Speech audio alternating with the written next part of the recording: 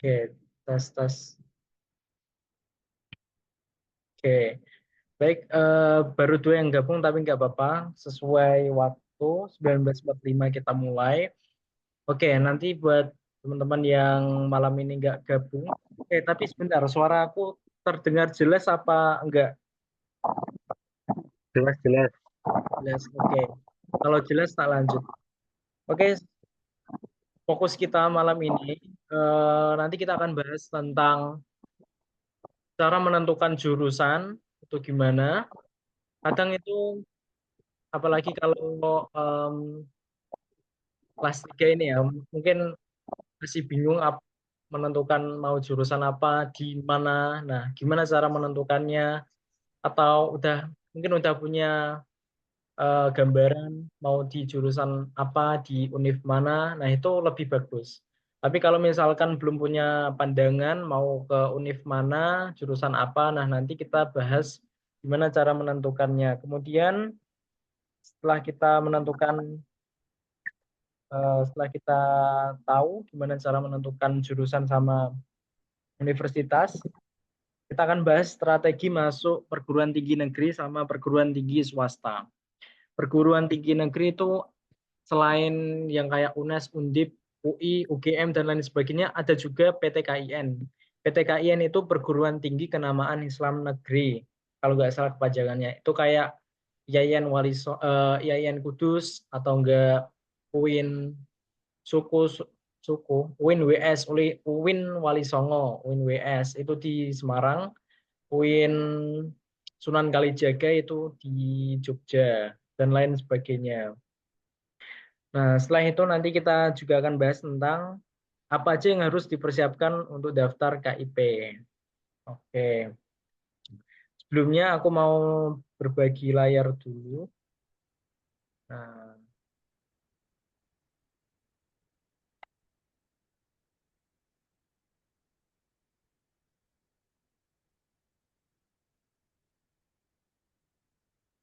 oke. Oke, Em, gini teman-teman, ada satu hal penting yang harus saya katakan ya, harus saya sampaikan terlebih dahulu, apalagi buat teman-teman yang memang berniat ingin mendaftar beasiswa ya. Satu hal yang saya ingin apa ya, teman-teman persiapkan mulai dari sekarang ya, selain belajar itu juga ini paling penting ini. Kenapa teman-teman harus mempersiapkan ini ya? Karena gini, ketika teman-teman mendaftarkan diri ke beasiswa KIP kuliah katakanlah ya. Nah, kita itu masuk kuliah itu di bulan Agustus, kalau enggak di bulan September, paling lambat itu September. Kalau aku dulu September tanggal 17, nah itu masuk kuliah dan kuliahnya memang gratis, tapi untuk uang sakunya itu baru cair, apalagi kalau mahasiswa baru itu baru cair di bulan, kalau aku dulu November. Jadi September, Oktober, November itu aku pakai dana pribadi untuk makan, bayar kos. Terus buat beli bensin itu pakai uang pribadi. Nah, baru deh di bulan November cair. Nah, cairnya berapa? Kalau misalkan ya, sesuai zonasi. Kalau misalkan di Semarang itu standarnya itu per bulan. Ini per bulan, cair setiap 6 bulan sekali. Jadi sekali cair itu 5.700.000. Kalau misalkan 1 tahun berarti ya berapa? 11.400.000 kalau nggak salah ya. Nah, itu kalau di Semarang. Tapi kalau misalkan teman-teman daftar di misalkan di Pati atau di Kudus, itu lebih sedikit. Kalau Rani itu ya kalau nggak salah per bulannya itu 800 mungkin kalau di Kudus. Nah, sebenarnya juga enak juga sih kalau misalkan daftar deket-deket misal di Kudus atau di Kudus UMK atau IAIN Kudus. Nah, kalau misalkan teman-teman yang kelaju buat beli bensin 800.000 itu cukup, bahkan lebih dari cukup. Tapi buat teman-teman misalkan ingin di perguruan tinggi negeri terbaik, misalkan di UNES, Undip, UGM, UI, ya kayak seperti itu, Yang paling teman-teman harus persiapkan itu ini, jauh-jauh hari harus punya ini. Karena nanti awalnya itu pakai dana pribadi buat makan, ya, buat makan, bayar kos dan lain sebagainya. Tapi untuk kuliahnya gratis, nggak diminta biaya sepeser pun untuk kuliahnya. Oke, itu ya. Jadi yang harus dipersiapkan selain belajar itu juga tabungan. Oke, setelah itu ini kita masuk yang ini. Oke, apakah layarnya udah ganti? Udah ganti belum slide-nya yang ini? SNBP. Eksekutif. Gimana? C putih?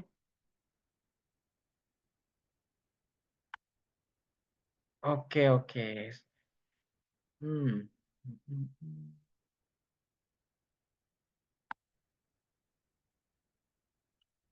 Oke, udah ganti belum?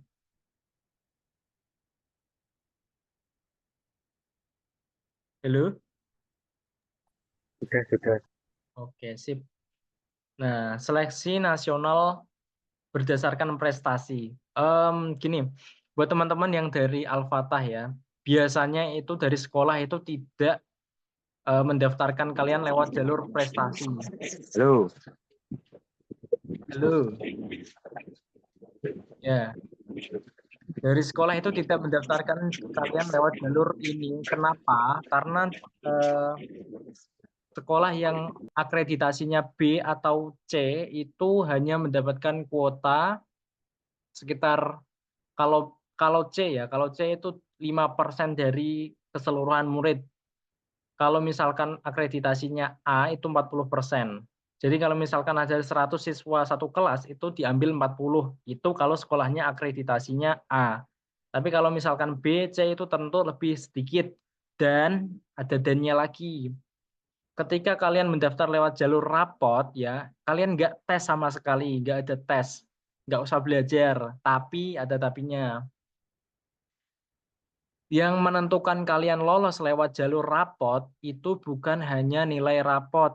Jadi kalau misalkan nilai rapot kalian 90 rata-ratanya misal ya, jangan senang dulu. Kenapa? Karena yang menjadi pertimbangan itu bukan hanya nilai rapot, tetapi juga rekam jejak sekolah. Jadi misalkan sekolah ini tahun kemarin apakah ada yang daftar lewat jalur SNBP atau enggak, ada yang lolos atau enggak, itu juga menjadi pertimbangan. Apakah kalian lolos atau enggak kalau misalkan lewat jalur rapot. Dan ada dannya lagi. Pendaftaran lewat jalur rapot itu sudah sebenarnya belum ditutup, tetapi sebelum kalian mendaftar lewat jalur rapot, itu sekolah harus memasukkan data-data dulu ke namanya PDSS, Pangkalan Data Sekolah dan Siswa.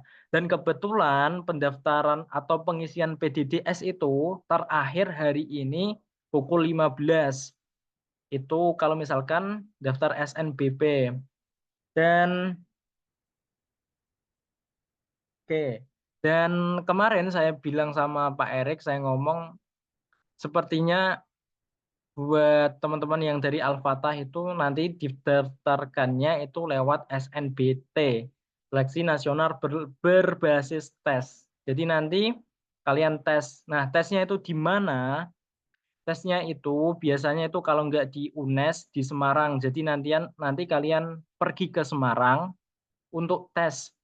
Tesnya itu nanti kalian dapat jadwal entah sesi 1 atau sesi 2. Sesi 1 itu mungkin pagi, mungkin. Oke, jadi yang seleksi nasional berbasis prestasi ini ya, kita lewati dulu. Kita pindah ke yang ini, seleksi nasional berbasis tes. Oke, apakah udah ganti slide-nya?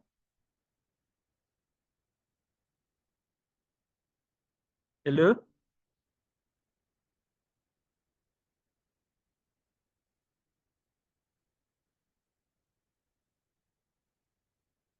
Halo?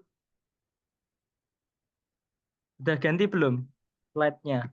Sudah. Oke, Sudah. sip. Oke, nah seleksi nasional berbasis tes. tahun kemarin ya, sebenarnya angkatan saya itu mau didaftarkan ini. Cuma karena telat informasi ya, jadi pendaftarannya udah ditutup, baru nyadar kalau udah ditutup, akhirnya gagal semua, nggak bisa ikut tes. Nah, jangan sampai tahun ini atau tahun selanjutnya kalian juga gagal daftar karena kurangnya informasi kapan pendaftarannya ditutup. Jadi, mmm, kalau bisa ingatkan sama gurunya, "Pak, ini pendaftarannya sebentar lagi. Pak, ini pendaftarannya udah mau ditutup. Nah, kapan tanggalnya? Nah, nanti kita bahas." Oke, itu yang SNBT. Nah, kita sesuai urutan tadi ya, kita bahas dulu gimana sih cara menentukan jurusan itu, terus universitasnya itu yang mana. Nah, gimana caranya? Mungkin di sini masih ada yang bingung gimana cara menentukan jurusan atau udah tahu semuanya? Udah tahu aku mau jurusan ini, jurusan itu. Kira-kira sudah ada pandangan atau belum?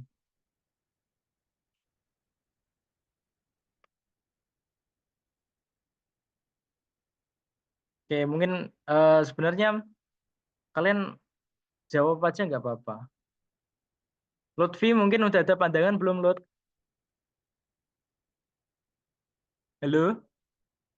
Hilal senengannya nyoret-nyoret iki? Oh, belum. Oke, oke, oke. Oke, oke. D1. Oh, D1. D1 itu cuma 2 tahun loh, Lut. Yakin. Sarjana itu 4 tahun, kalau diploma 1 itu 1 tahun, cuma 2 semester. Oke, lanjut. Gimana cara menentukan jurusan?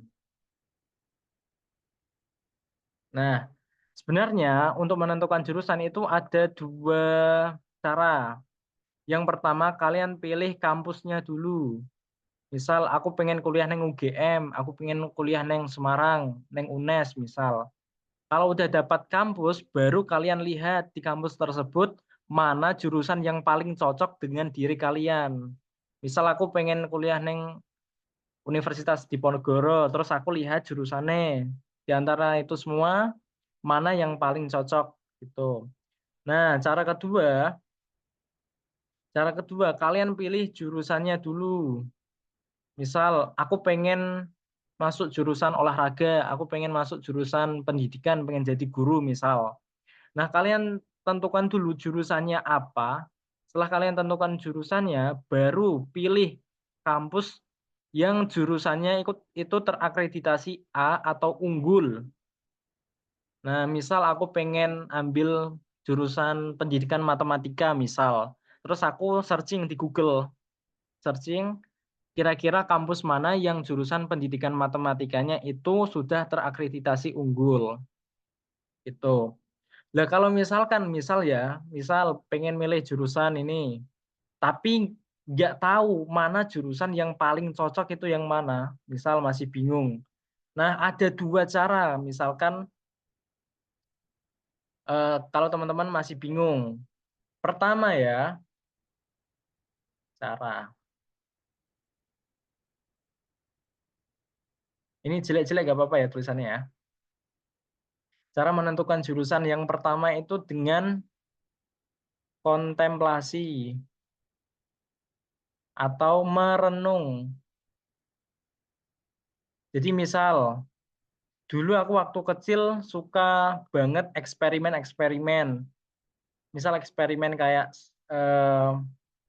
bikin apa ya waktu itu ya, eksperimen bikin BBM dari listrik, bikin BBM dari sampah plastik. Nah, itu ndek cilik seneng banget eksperimen-eksperimen itu.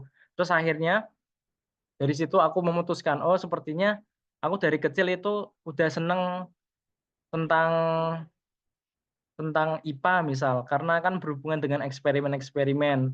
Terus akhirnya waktu itu, aku ngomong sama Pak Erik, "Pak, saya mau jurusan pendidikan IPA di UNY, Universitas Negeri Yogyakarta."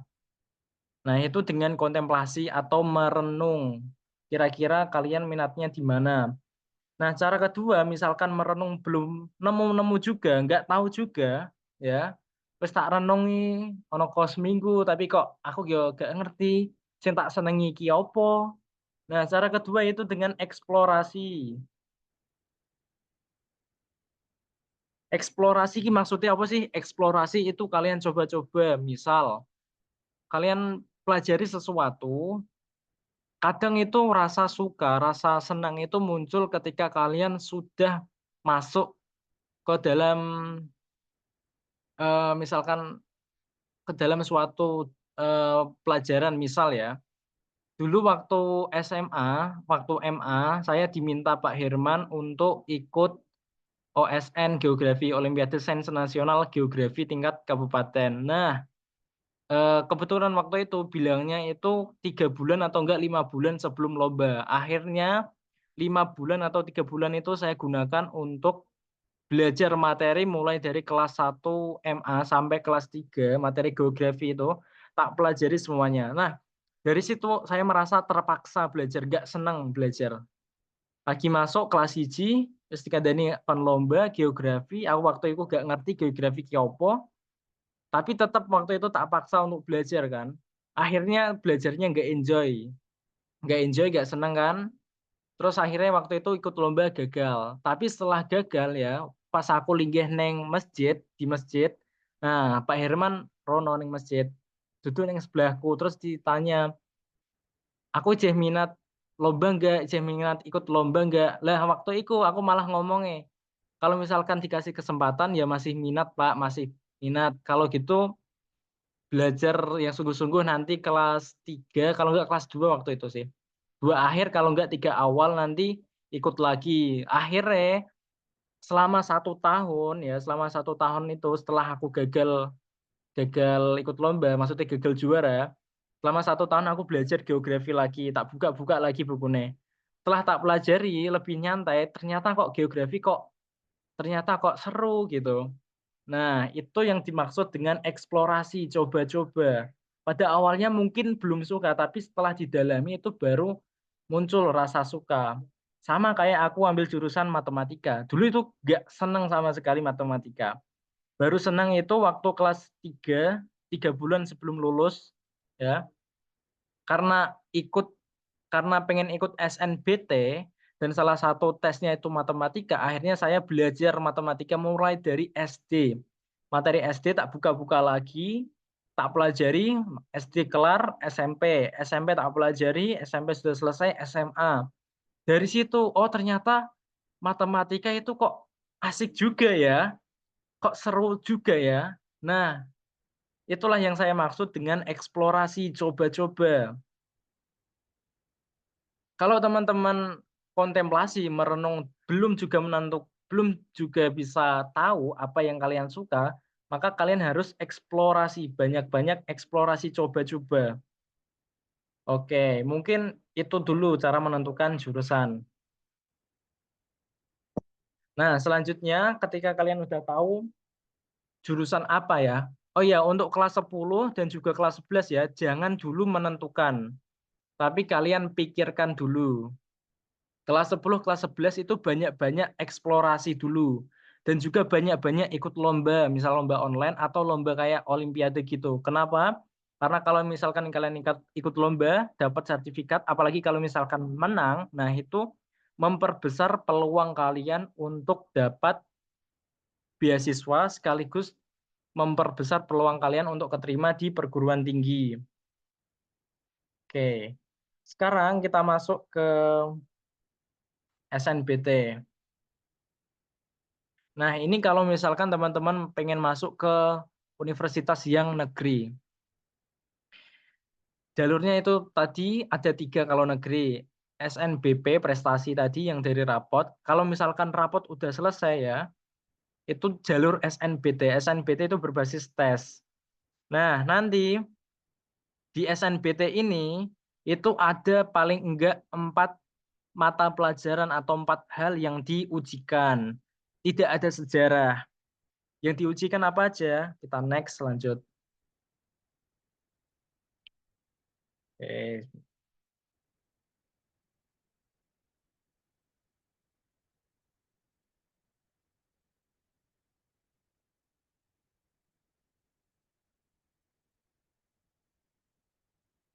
Nah, kalau SNBT nanti, kalau misalkan kalian daftar, itu biayanya 200.000 kalau misalkan ikut tes ini. Tapi kalau misalkan tesnya itu pakai KIP ya, maksudnya kalian daftar beasiswa, itu nanti tesnya gratis. Oke, ketentuan-ketentuan ini sebenarnya bisa dibaca, bisa juga lihat di Google. Yang pengen tak garis bawahi yang, oke, bentar.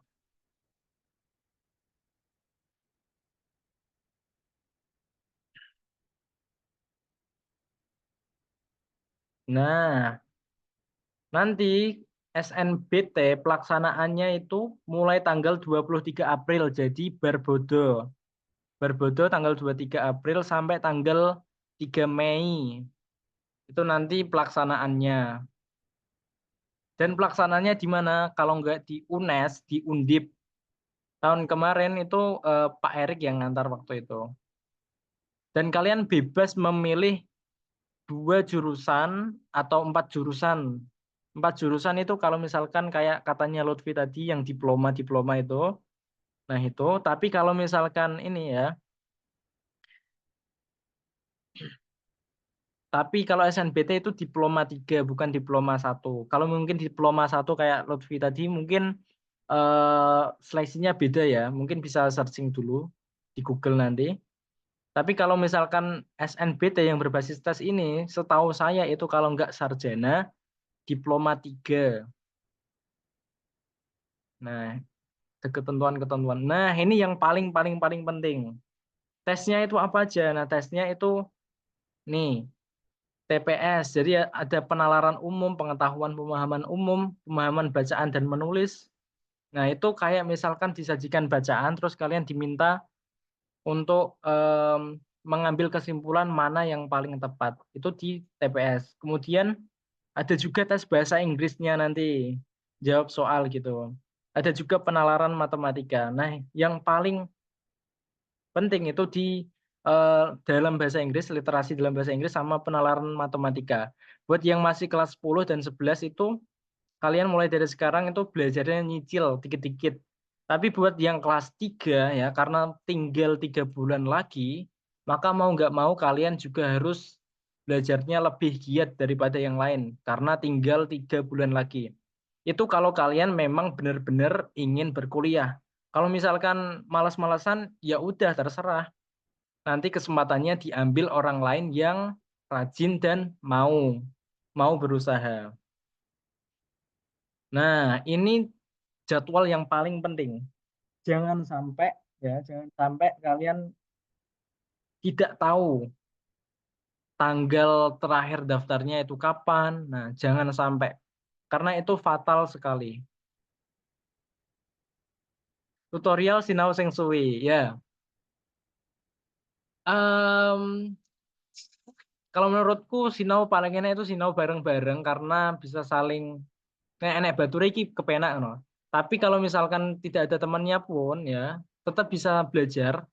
Kalau misalkan baca-baca buku, misal toko buku tryout, toko buku kumpulan soal kayak gitu, mungkin membosankan. Nah, cara yang paling efektif, bukan efektif sih, cara yang paling seru nek menurutku itu dengan belajar bareng. Kalau misalkan nggak bareng-bareng, misal belajar sendiri, coba lihat tutorialnya YouTube. Di YouTube itu banyak banget video pembahasan soal-soal SNBT. Nah, itu coba nonton di YouTube dan penjelasannya itu mudah dipahami. Oh iya, dan nanti ke depannya mungkin saya agendakan buat kita belajar bareng, entah offline, entah online, buat kita persiapan SNBT. Oke, ini yang paling harus kalian ingat-ingat ya. Kalau misalkan nih, registrasi akun SNPMB. Jadi yang buat itu bisa kalian daftar mandiri atau kalian didaftarkan sekolah. Kalau didaftarkan sekolah ya ini udah terlambat, udah kelewat. Nah, nanti biasanya itu Pak Erik yang mendaftarkan kalian lewat jalur ini, akun siswa ini yang 13 Januari sampai 27 Maret. Berarti ini pendaftarannya sudah dibuka sampai tanggal 27. Nah, nanti coba tanya-tanya Pak Erik, Pak, kira-kira kami mau didaftarkan kapan ya? jangan sampai beliau lupa. Karena ya itu tadi, kalau misalkan lupa daftar, otomatis kalian nggak bisa ikut SNBT. Kalau nggak bisa ikut SNBT, kalian harus masuk jalur mandiri, dan mandiri itu biayanya besar biasanya. Misalkan kayak di kemarin kata Kia ya, di UIN Wali Songo saja kalau lewat jalur mandiri itu bisa sampai 20 juta. Itu uang pangkal. Uang pangkal itu uang yang kalian berikan untuk pengembangan universitas supaya universitasnya tambah berkembang. Tapi kalau kalian lewat jalur SNBT ini, maka kalian bebas uang pangkal. Jadi kalian nggak usah bayar uang untuk pengembangan universitas. Oke, ini jadwal-jadwalnya mungkin nanti saya share di grup saja.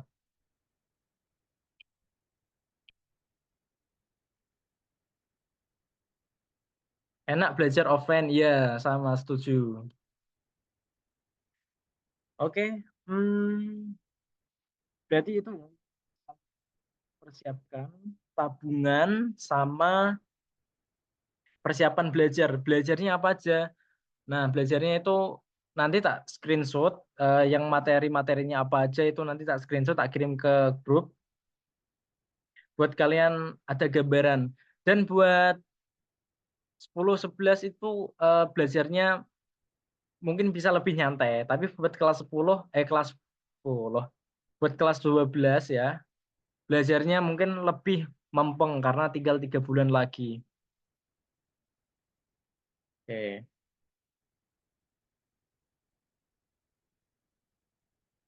Nah, itu udah sekarang tentang KIP ya. KIP itu baru dibuka kemarin, eh, pendaftarannya yang resmi ya, baru pembukaan itu kemarin. Nah, nanti ya buat teman-teman coba cek data kalian di DTKS. DTKS itu apa sih? Data Terpadu Kesejahteraan Sosial. Mungkin lebih jelasnya langsung tak praktekkan saja ya. Jadi kalian nanti buka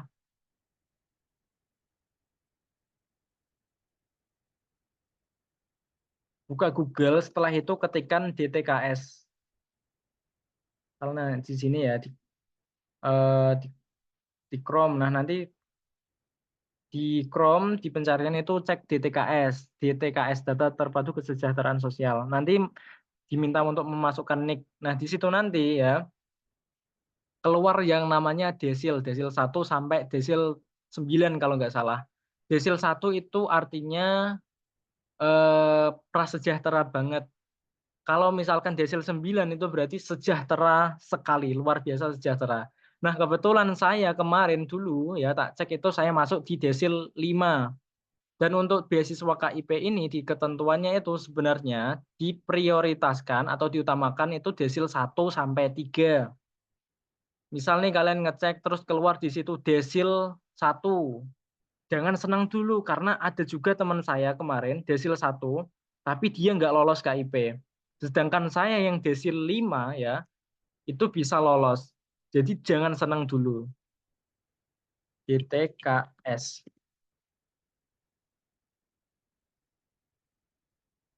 Data terpadu. Nah, ini kalian nanti nanti ngeceknya di ini. Di sini kok nggak ada ya. Tapi nanti biasanya itu DTKS Kementerian Sosial atau DTKS Jawa Tengah gitu. Nanti coba cek.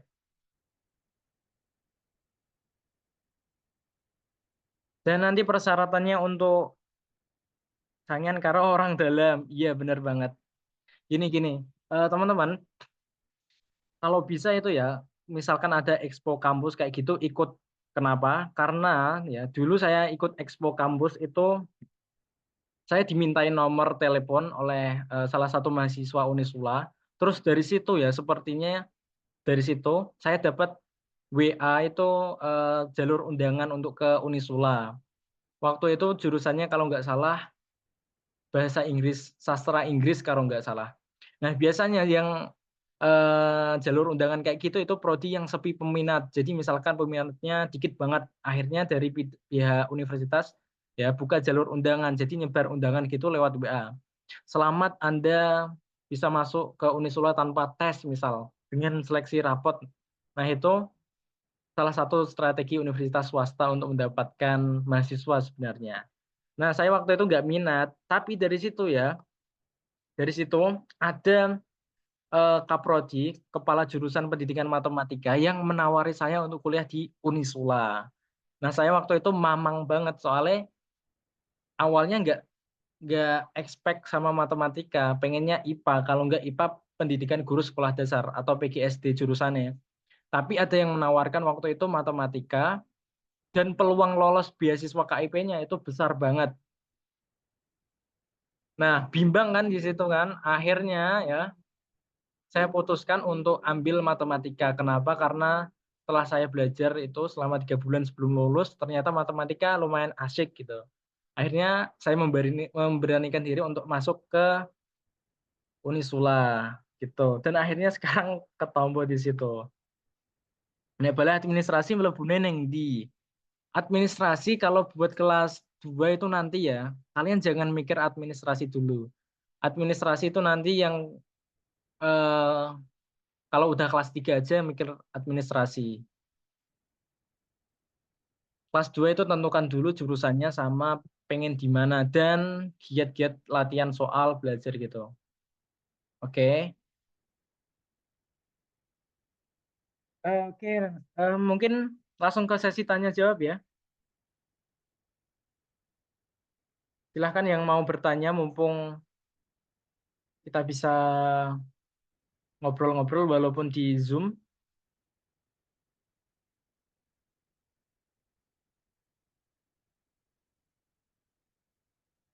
D1 coro neng di ya gak tahu aku loh. D1 itu kurang tahu aku malah. Mendingan saranku jangan D1 karena iya ya, gak nek misalkan kue lihat-lihat ya kayak di misalnya enek poster lowongan pekerjaan itu kalau nggak S1 D3 biasanya. D2 atau D3 kalau nggak salah, diploma 2 kalau nggak diploma 3. Mendingan sekalian nanti sarjana S1. Oke, ono skripsine males.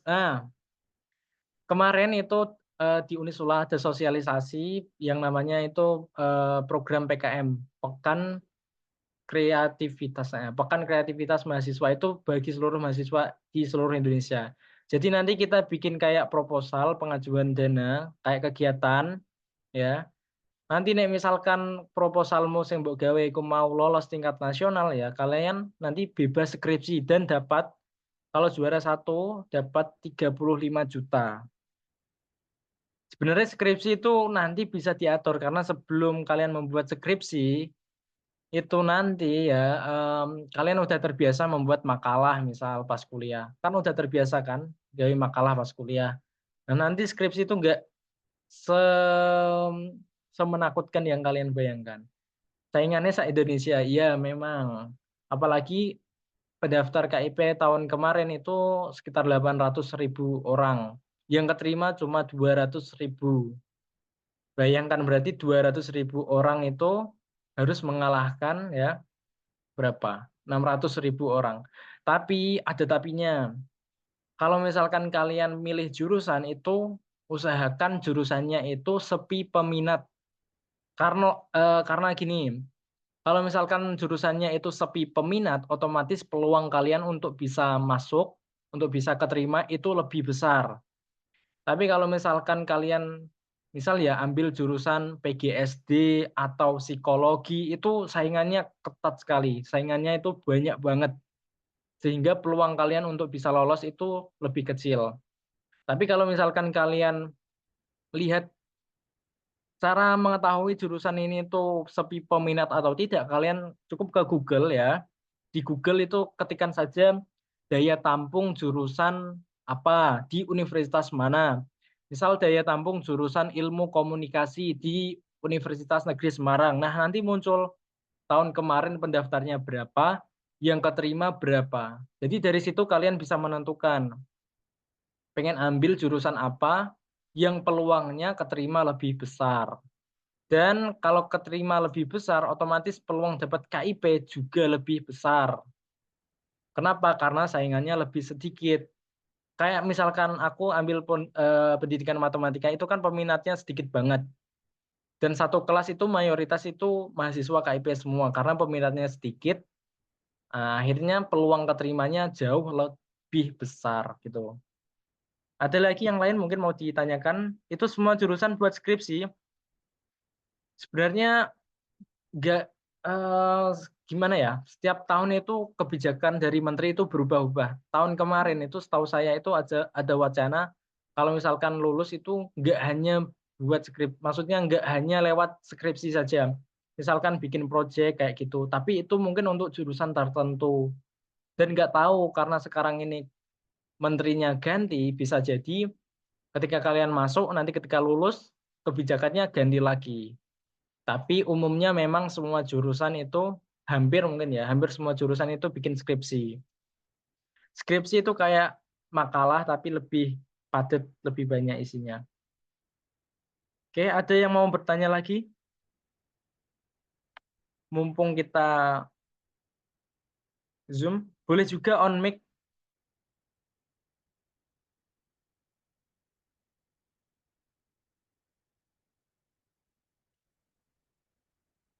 Oke, jurusan teknik.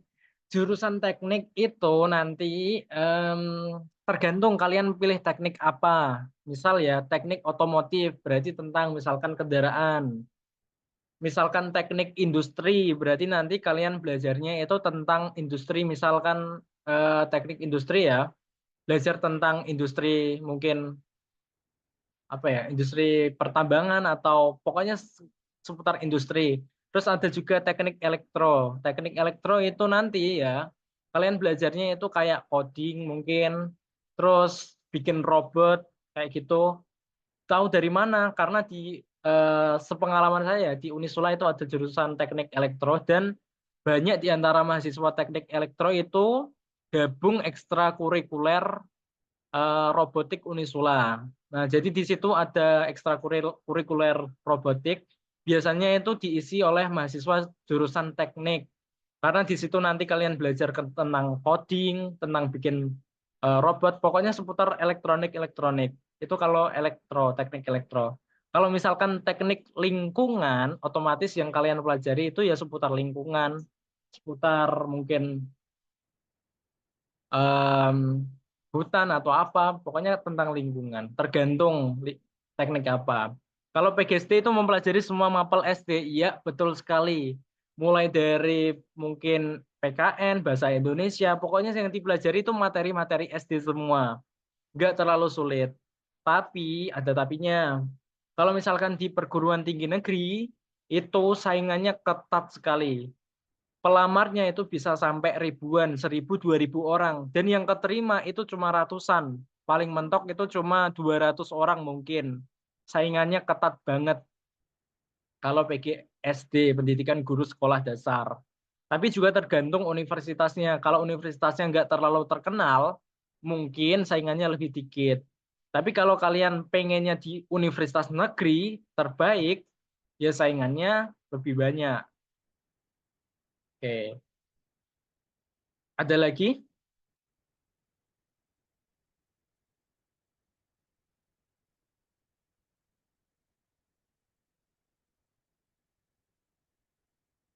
Oh iya, ini nanti Zoom-nya berakhir pukul 20.30, jadi kita masih punya waktu sekitar 6 menit lagi. Jadi manfaatkan dengan baik.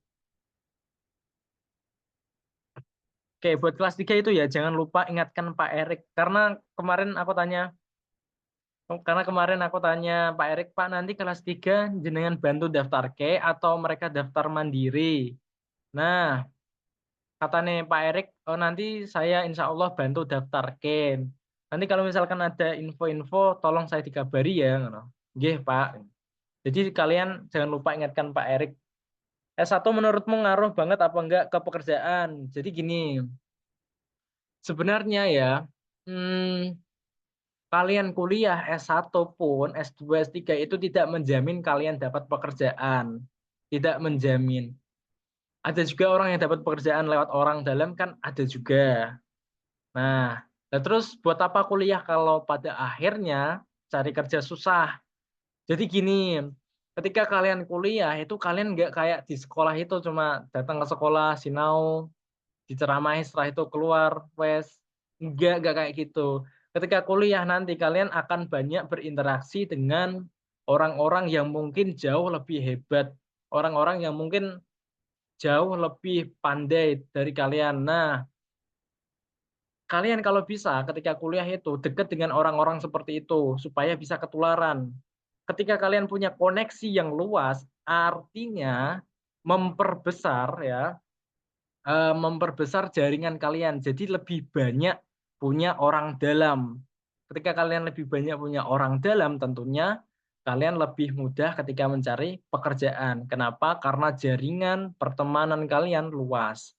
Beda kalau misalkan kalian setelah lulus MA langsung kerja di pabrik misal ya, misal. Tentu jaringan pertemanan kalian tidak terlalu luas, mungkin ya. Mencari titel juga ada orang yang kuliah untuk mencari titel juga ada.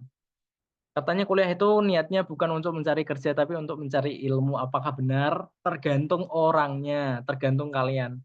Ada orang yang kuliah untuk mencari gelar, ada. Ada yang kuliah untuk mencari ilmu, ada juga. Ada yang kuliah untuk mendapatkan pengalaman sebanyak-banyaknya, ada juga. Tergantung kalian sendiri.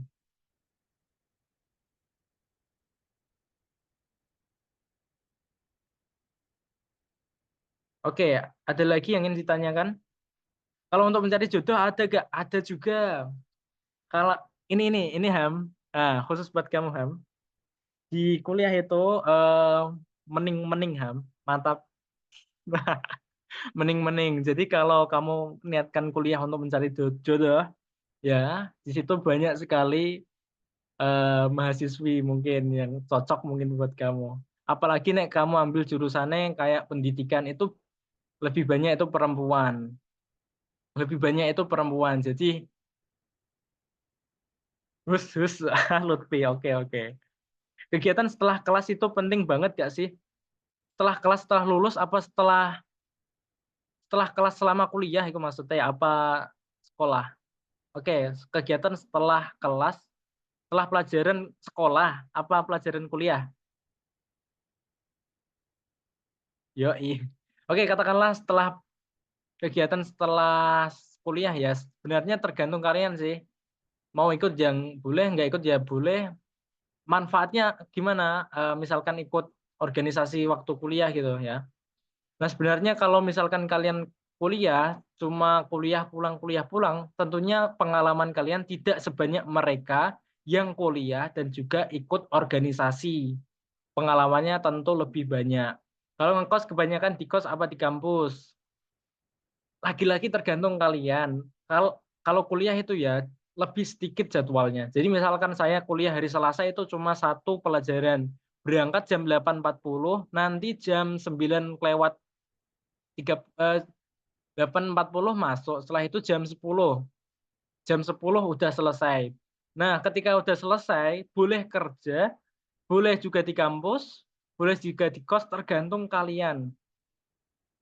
Jurusan jadi marbot juga ada. Teman saya kuliah, dia sambil jadi marbot gratis 10 orang di sebuah masjid di Semarang. Jurusan bisnis yang dipelajari tentang apa? Jurusan bisnis jujur saya kurang tahu ya, tapi mungkin seputar ekonomi juga pasti dibahas kalau jurusannya bisnis. Dan bisnis itu 11-12 mungkin ya sama jurusan manajemen. Nah, nanti buat kalian yang bingung searching di Google ya, jurusan ini itu tentang apa, tentang apa. Kalau ditinggal boleh, kalau ditinggal sewa bla bla bla boleh nggak? Oke, untuk pertanyaan ini nggak tak jawab ya. Oke, ada lagi yang ingin ditanya? Tinggal 1 menit. Info Semarang, ayo ke Semarang kapan? Ya, nanti Maret, Maret aku di Semarang, nanti tak ajak keliling-keliling ke universitas-universitas yang ada di Semarang kalau mau. Nanti nginepin yang di kosku juga bisa kalau kalian mau. Randu KTP aman, aman banget. Gak enak cegatan kecuali kalau kue nganggo motor mungkin ada cegatan. Tapi kalau misalkan ngebis ya sampai terminal Terboyon yang Semarang ya, nanti bisa tak jemput, nanti kita jalan-jalan keliling-keliling. Kalau saya bisa patungan nggak bisa banget. Udinus api nggak. Dianuswantoro itu salah satu universitas favorit tapi swasta di Semarang. Letaknya itu di tengah kota. Udinus. Pengen go motor boleh, tapi hati-hati. Lebih aman mungkin agak enek tilangan mungkin di hari Sabtu Minggu. Polisinya do libur. Itu nek pengen yang Semarang. Atau enggak nek pas yang Semarang pas barengan pas aku rono. Kalau ngebis habis berapa? Sekitar 25.000 itu nek bis elik. Nek bis apik sing asenan sing standar sih 50.000 sampai Semarang.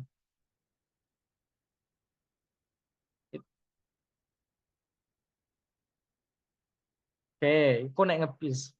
Berarti 100K po ya pulang pergi 100K. Iku nek nganggo bis nek kalian pakai motor lebih irit. Baturi ngebis kapan?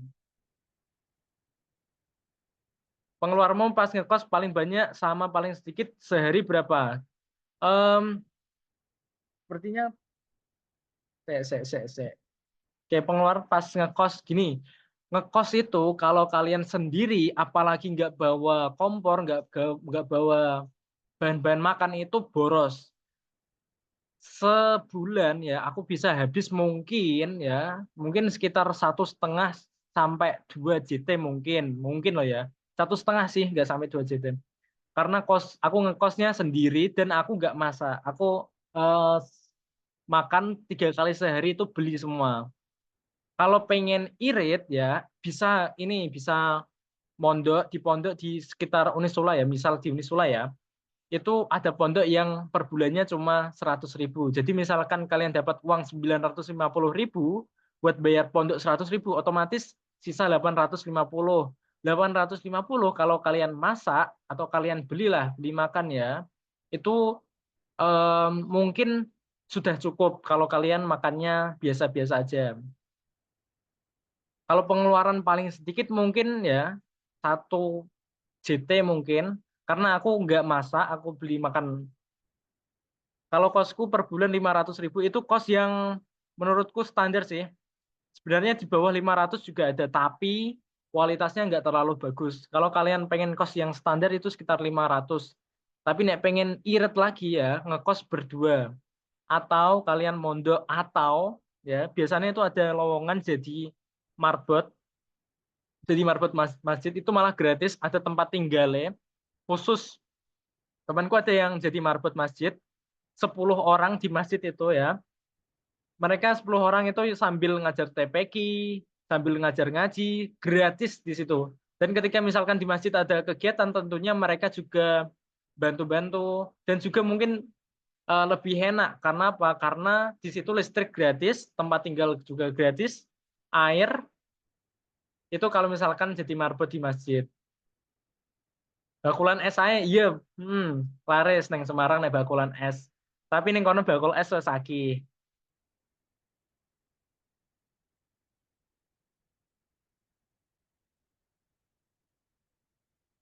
Gawe kartu pelajar, iya gawe kartu pelajar juga bisa.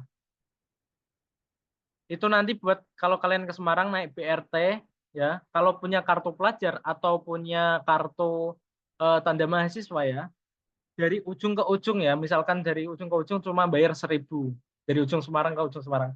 Kalau kos 500 itu sudah sama listrik air apa belum? Tergantung ada yang sudah, ada yang belum. Teman saya 500.000, kosnya itu udah sama listrik, udah sama air. Tapi yang kos yang saya tempati saat ini itu belum. Jadi tergantung. Dan di sana itu kos itu banyak banget. Jadi kalian bisa milih sesuai budget dan juga sesuai eh, yang kalian inginkan. Pengen kos AC atau pengen kos yang biasa-biasa aja atau yang gimana itu. Gas Semarang wong telu kapan akidakan? Apa yang buka kos saya aku ya loh. Ini kono peluangnya lebih apa ya besar soalnya setiap tahun ada mahasiswa. Jadi ini setiap tahun pasti ada yang butuh kos. Nah, apa yang buka kos? Kos putri astagfirullahaladzim. AC per bulan paling murah mungkin 700 sampai 800.000 itu paling murah. Tapi mungkin standarnya 1 juta, 1.100.000. Itu kalau kaos AC. Nah, nanti kalau kalian ke Semarang ya nginepnya di kosku nggak apa-apa.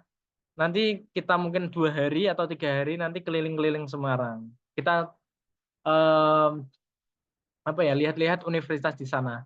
Dulu waktu itu saya ke Semarang sendirian ngebis ngekos selama 3 hari. Saya waktu itu cuma model kenalan ya, kenalan orang yang saya kenal waktu Expo kampus di Pati saya ikut.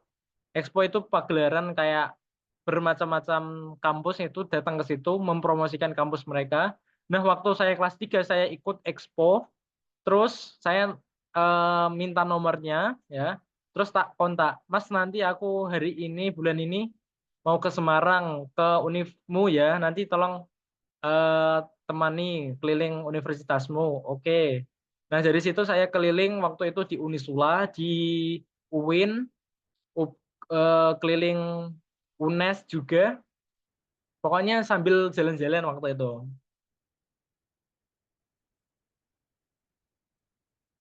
Seminar, seminar yang apa? Kapan yang Semarang? Mungkin Maret, Maret tanggal 1 aku di Semarang. Tapi aku pas poso sih. Seminar-seminar yang mana?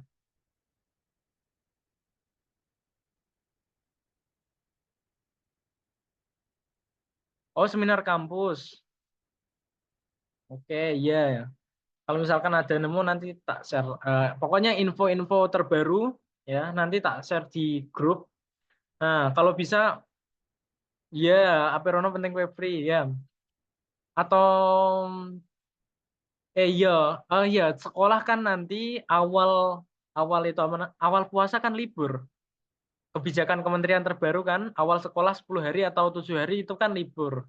Nah, itu bisa kalian manfaatkan buat jalan-jalan. Tapi mungkin pas puasa mungkin em, itu ya tantangannya mungkin di kalau kalian betah nggak selama sehari itu jalan-jalan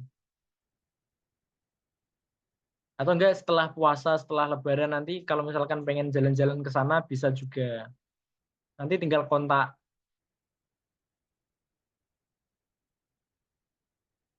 Oke, ada lagi nggak?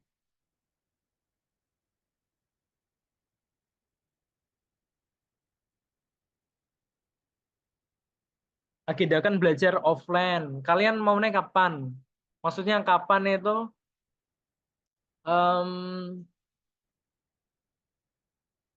hari apa, jam berapa, nanti di grup koordinasi aja. Ayo belajar offline yuk, ngano jam semene, dino iki. Kalau misalkan saya bisa pasti tak iya kan. Oke, free terus kecuali Minggu sore karo Selasa sore. Oke, berarti di sana 3 hari kira-kira habis berapa tergantung pengeluaran. Yang jelas nanti ngekos kalian akomodasi untuk tidur ya nanti gratis karena ngekos ning kosku. Terus nanti untuk makan ya kalau pengen makan nanti ning kono aku duwe beras. Nah, nanti ngecopno terus tinggal beli lauk makan. Mungkin lebih hemat. Terus kalau misalkan pengen jalan-jalan, kalau nggak pakai motor ya, naik BRT, itu murah, cuma 1.000. Itu dari ujung ke ujung. Misalkan kue dari Unisula mau ke UNES, naik BRT cuma bayar 1.000 kalau punya kartu pelajar. Tapi ada tapi nih, kalau misalkan naik BRT ya, biasanya itu kalau nggak lama, mesti apa namanya, em, antri soalnya banyak banyak orang yang naik BRT. Tapi biasanya kalau misalkan siang itu lebih senggang. Pagi kalau nggak sore itu banyak banget orang yang naik BRT. Kalau misalkan naik BRT nanti kita berangkatnya mungkin sebelum dulu jam 10-an mungkin. Kalau nggak pagi banget. Soalnya banyak orang yang beraktivitas naik BRT. Oke, ada lagi?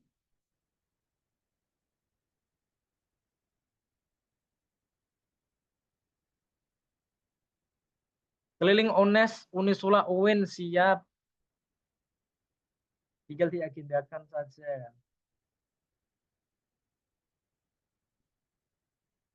Tapi kalau bisa ya jangan bulan-bulan ini karena ini kan hujan.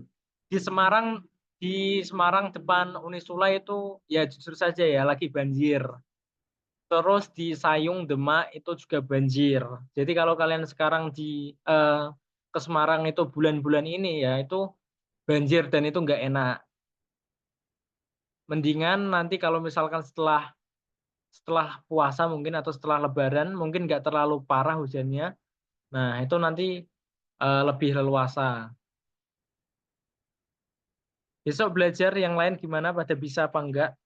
Sebenarnya saya ke susu.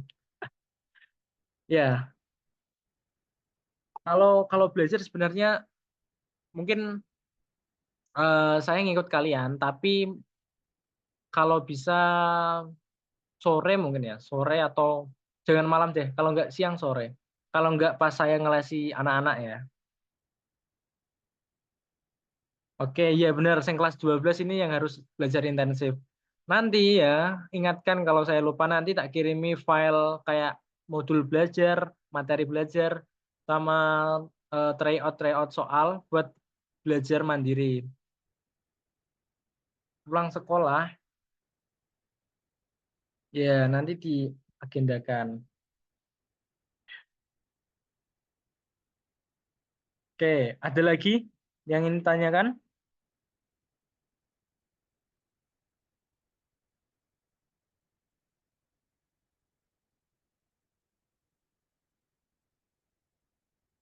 Oke, 20.44 kalau misalkan nggak ada pertanyaan tak tutup ya. Tapi kalau misalkan ada, silahkan ditanyakan.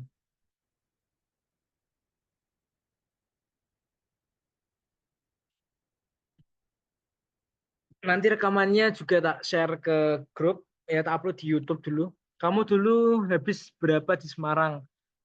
Waktu itu aku di Semarang itu kan 3 hari itu ngekos. Ngekosnya saja waktu itu 200.000. Belum makannya. Makannya 3 hari.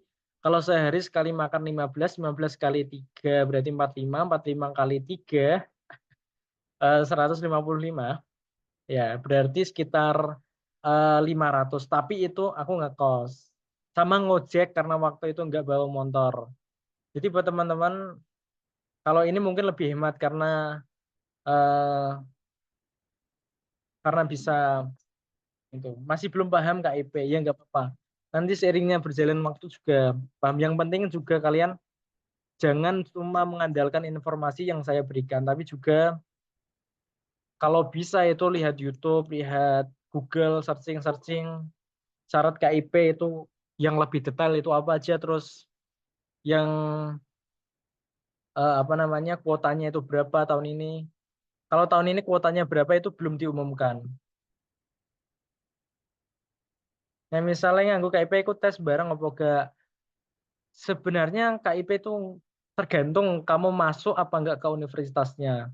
KIP itu dari pemerintah, benar. Sebenarnya dari pemerintah. Tapi yang menentukan kamu dapat KIP atau tidak itu kampus. Jadi setiap kampus itu punya kebijakannya masing-masing. Terus misalkan aku daftar SNBT di katakanlah di Jogja, aku milih di Jogja.